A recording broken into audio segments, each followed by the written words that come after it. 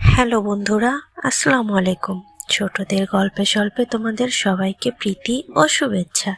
আজ আমি তোমাদের মাঝে এক গল্প নিয়ে এসেছি। গল্পটির নাম এক শিয়াল ও টিয়া পাখির গল্প। তো চলো আমরা সবাই শুরু করি। একবার এক সুন্দর বনে শিয়াল বাস করত। সে ছিল চতুর এবং খুবই মিষ্টি, কিন্তু তার মন মাঝে মাঝে খুব খারাপ হতে লাগলো, কারণ তার মনে হতো সবাই তার মতো চতুর ও বুদ্ধিমান নয়।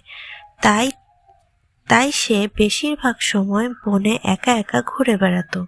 একদিন শিয়ালটি দেখল একটি সুন্দর পাখি গাছের ডালে বসে গান গাইছে। পাখিটির গানের সুর এত সুন্দর ছিল যে শিয়াল তার কাছে গিয়ে বলল, তুমি এত সুন্দর গান গাইছো।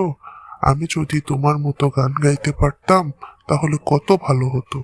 পাখিটি হেসে বলল, আমি গান গাইতে পারি কারণ আমি আমার সুরের প্রতি পূর্ণ মনোযোগ দিই। তুমি কি কখনো চেষ্টা করো?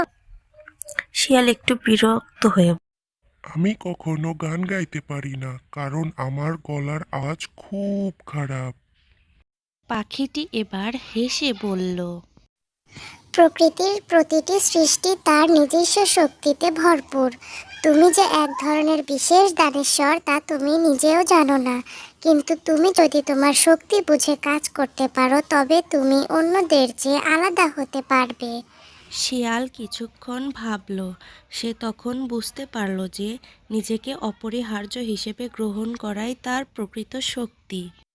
সেদিন থেকে সে আর অন্যদের মতো হতে চাইল না, বরং নিজের বিশেষত্বে নিজেকে মেনে নিল এবং বনে নিজের বুদ্ধিমত্তা ও চতুরতার জন্য পরিচিত হয়ে উঠল।